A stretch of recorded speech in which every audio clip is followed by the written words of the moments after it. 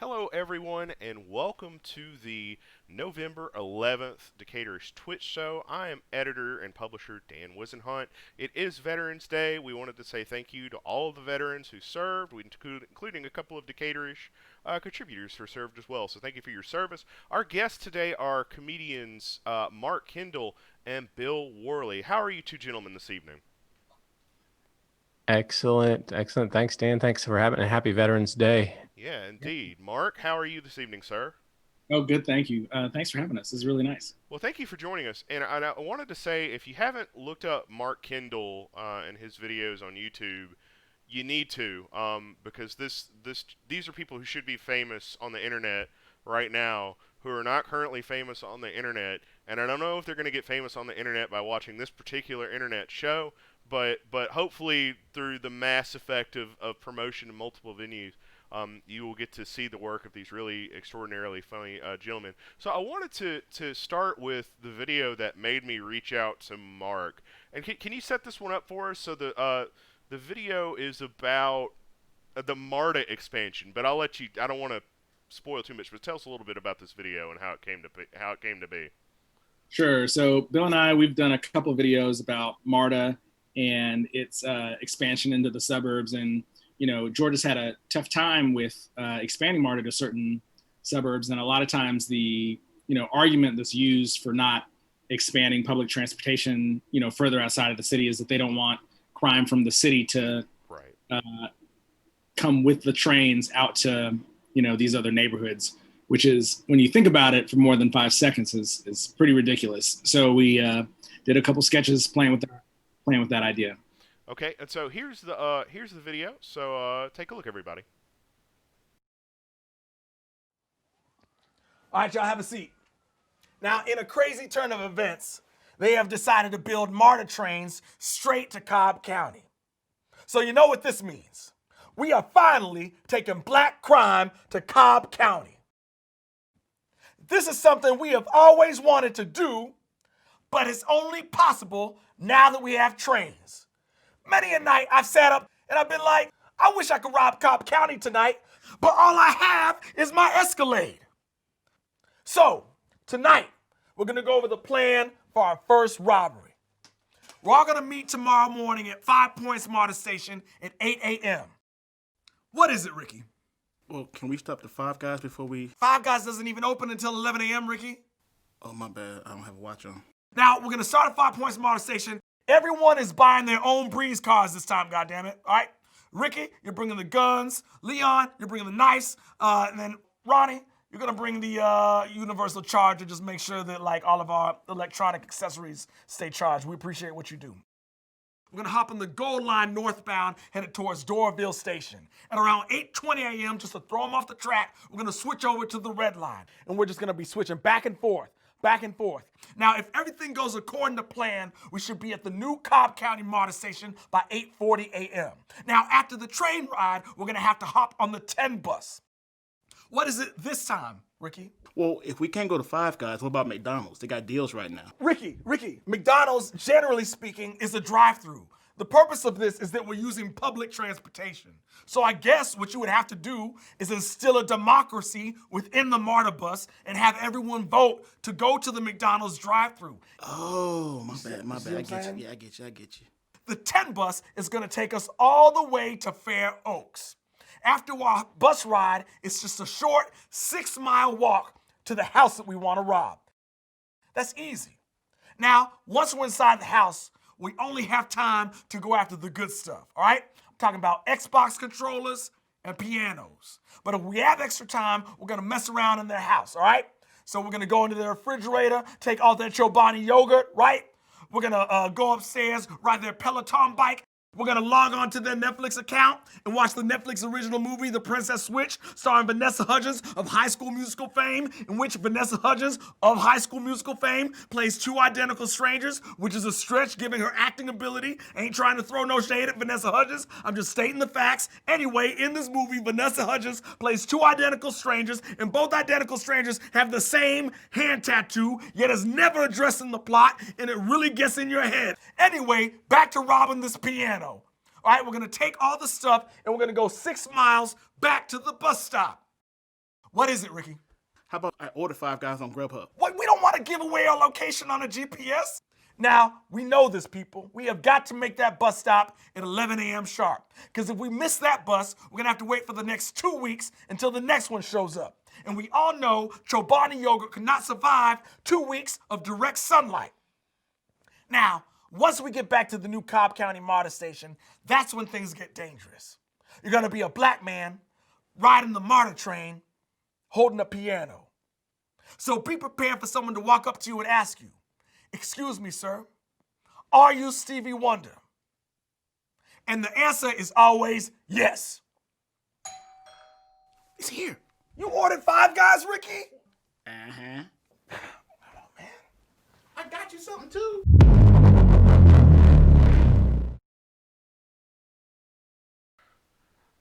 So that works for me. What really works for me there is the cutaways. The cutaways that you do to the reactions to the stuff that he's saying.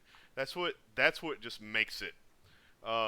Especially the fella raising the hand, raising the gun every time he wants to raise his hand. So how did Ricky. what?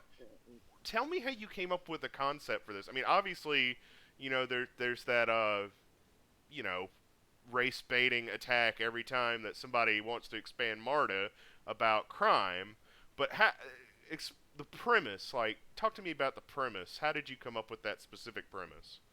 Sure. So, people talk about this, argument, if you want to call it that, all the time. And they're just like, well, what's the likelihood of someone taking a train, out to Cobb County or whatever, taking something and then going back onto the train? And so I was just like, well, what if I actually took that and tried to lay out exactly where you would have to go and what you would have to do in order to rob, some random house. And so that bit or, premise or whatever was first developed in a one-person show that I did several years ago called The Magic Negro and Other Blackness. And so that is something that had always existed live for a long time. And then when Bill and I started wanting to put together videos, that was a piece that Bill was like, "Oh, we should shoot that." And so that's how it came to be. So talk to me about, now I know Bill in another capacity because Bill and his wife, Annalise, have actually done some videos for Decaturish in the past. So I was like, Bill Worley, I know that name. How did you and Bill come to work together and collaborate together? Yeah, we've known each other for a long time, probably close to 10 years, if not more, just from being in the improv scene in Atlanta. Being in the improv scene. So we perform live together or see one another perform in our respective groups, like at Relapse or Village Theater around town. And about a year ago, actually about a year ago, I was doing a show with John Mangan called Magic and Bird. And so I played Magic Johnson and he played Larry Bird. And we did this stage show about our rivalry turned friendship on this like murder mystery as we were playing in the 92 Olympics. It was a very ridiculous, very fun show. Anyway, Bill did all the amazing video work because it was like part live, part video.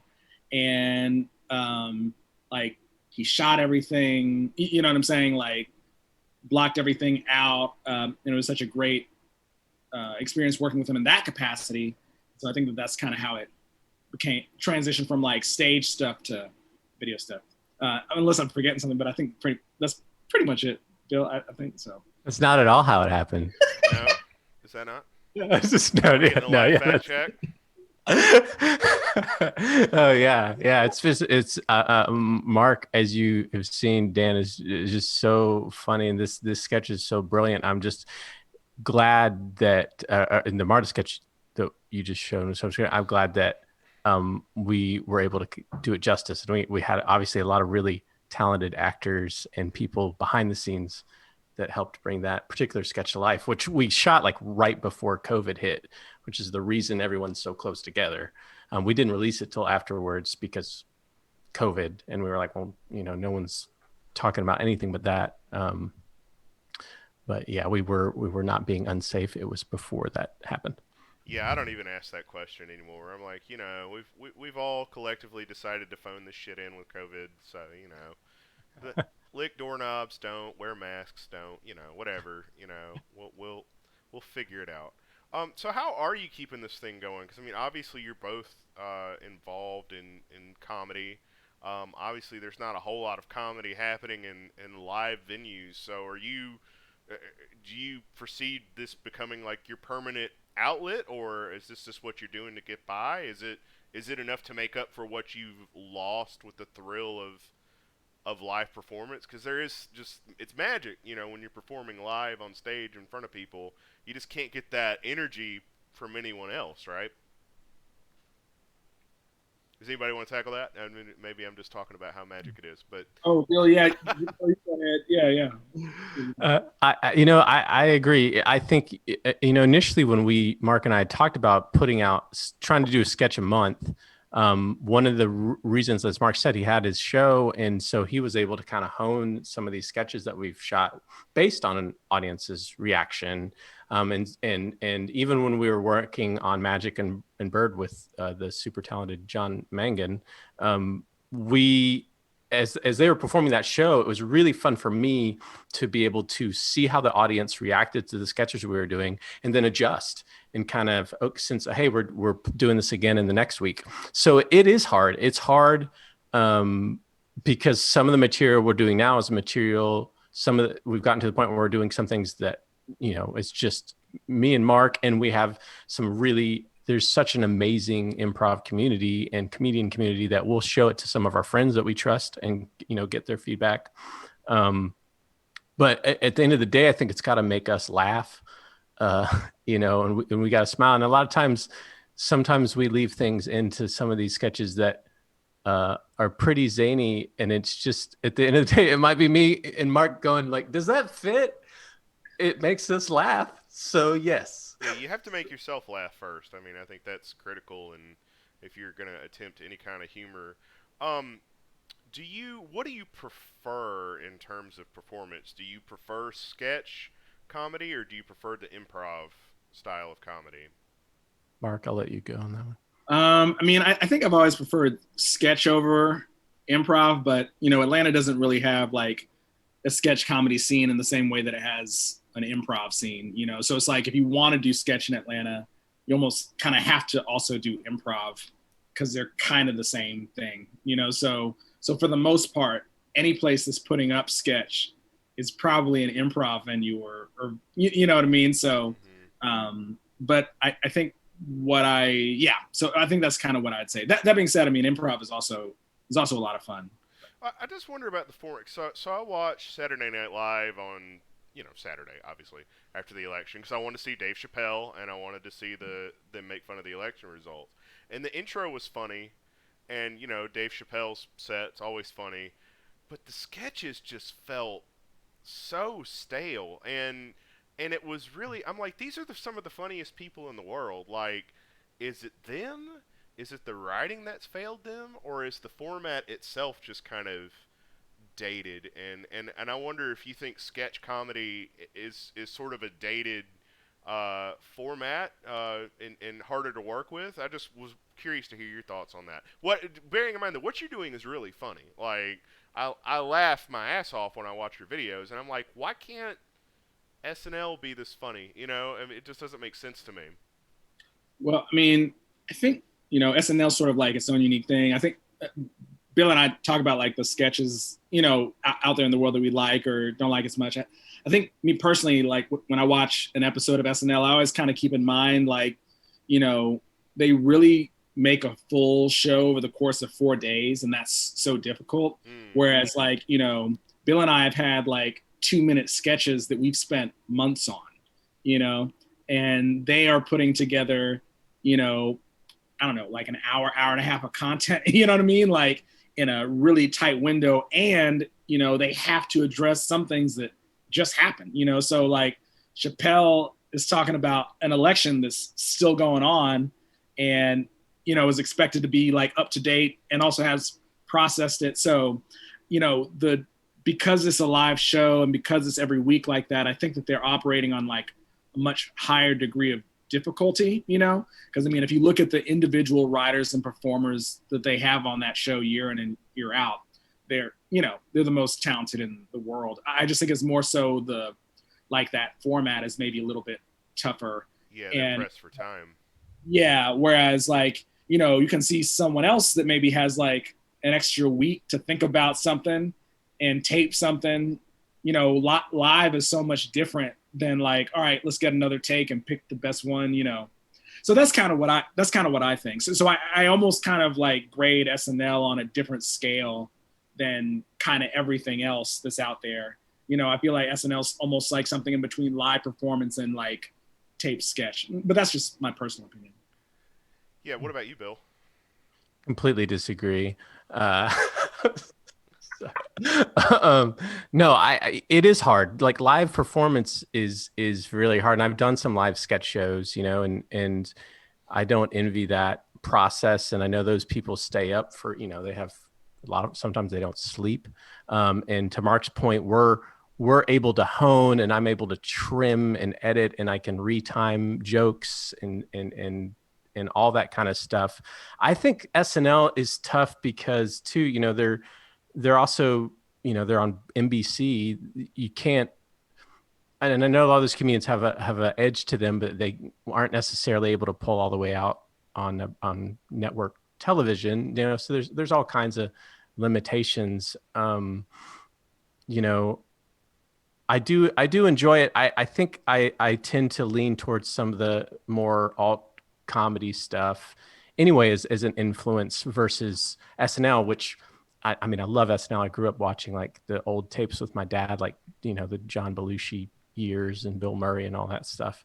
But now I would say I get a lot of influence from a lot of internet comedy or, you know, other sketch shows. Who would you say are your biggest influences right now, Bill and Mark? Mark Kendall is my biggest influence. Yeah, he's getting to be one of mine too. But besides Mark, Me personally, I really, I mean, there's just so many.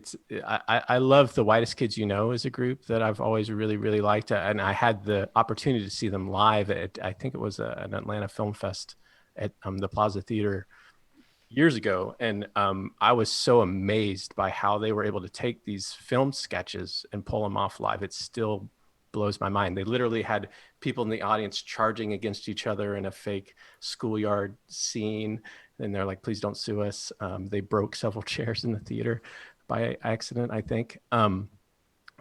Those guys, you know, Monty Python, growing up, I've always been a huge fan. Chappelle Show, Key and Peele, you know, Inside Amy Schumer. There's a lot of stuff. what about you, Mark? Yeah, I think you know, in high school when I feel like that was when I first kind of got exposed to sketch comedy. I think like Chris Rock, Chappelle, Conan, those people were like, oh wow, these people are really funny. And then since then, or like more recently, honestly, like I get a lot of like super energized watching our peers, honestly, in Atlanta. Like Atlanta's got like a really great, really funny comedy scene. People that are still here, people that have moved on. So like the comics here, like the stand-up comics, as well as like, you know, John Mangan, who we mentioned, you know, people that are friends of ours that, you know, are just super duper funny. Ricky, who's the person raising his hand with the gun, like, you know, he's just one of the funniest people. So that's kind of what. Yeah, Atlanta really does have a. It's a shame, you know, everything's kind of shut right now, but Atlanta does have a really rich and vibrant comedy scene going on with a lot of super talented people. Do y'all, you know, a show I've gotten into of late? Do you remember The State that was on MTV? Yeah. So that show it's a lot of it's really bad, but like 20% of it is genius. And Yeah. I'm pretty convinced they were all doing just lots of cocaine, like just insane amounts of it. But That's also Mark and I's secret. yeah, a lot of cocaine. You know, they're only, you can get them for like $2 on Amazon. You can get the full season, so I was Okay. watching them. and I was just like, man, this show is just so, it's like energy, just all the time. What's next for y'all? What do you? I know Mark. Please go look up Mark Kendall on YouTube. His videos are really funny. I don't know if you showed us your personal favorite, but that is not the only funny. It's not like a one-off. Like all of this guy's videos are really funny. Definitely worth checking out. Look up Mark Kendall on YouTube. Is that your favorite video, or do you have something else? Because I saw one where you were like the tour guide at like the plantation, Oh yeah. and you were like lying about all the racist stuff that happened there. That was really funny, but I don't remember if that was set in Stone Mountain or. Yeah, it's like Okay. yeah, I mentioned it Stone Mountain. Yeah, Yeah. that's I think that's a fun one as well, mainly because it just looks so much different than a lot of the other stuff that we've done, and that's something that's so cool about working with Bill is we can genre hop, which is crazy, to think that like Bill's such a great cinematographer and like editor and things like that. We can really switch it up from sketch to sketch if we want to. And then I think our most recent one we put out on like late Saturday night. It was kind of exploring the Four Seasons total landscaping mix-up that happened. Watch that. And I'm proud of that one just because that was Bill like texted me like, "Did you see this in the news?" And I was like, "No." And it was crazy. So I just drove over to his place. We didn't have a script. We just kind of like talked it out, and then like a couple hours later we put it out, and that's the fastest we've ever worked on something. And so that's another thing that is fun. Mark is such a brilliant, amazing improviser, and you can see it in the audience that he has. And I think part of what's so much fun about working with him is like that sketch that Mark just mentioned is an example of Mark just being able to just riff. And like we were both laughing so hard while we were filming it. And I think that's something too that makes working with Mark, and what makes the Atlanta scene so cool is, like Mark was mentioning earlier, is that a lot of sketch and improv, the people are the same. And so when we do a sketch like with Ricky, who's the guy holding up the gun, and the sketches, Mark and Ricky will riff a lot, and there's actually some outtakes on the Mark's YouTube channel. Which, Mark, what is your YouTube URL? It's Mark Kendall Comedy, is that right, or is it just Mark Kendall? That's a great question. I know we threw the YouTube link in our Twitch chat, okay, by the way. Okay. So and I did post a video on Decaturish.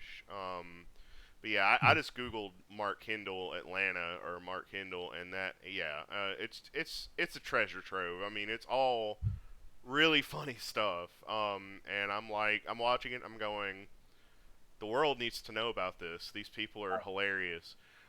So what's next for y'all before we wrap up? What's coming down the way?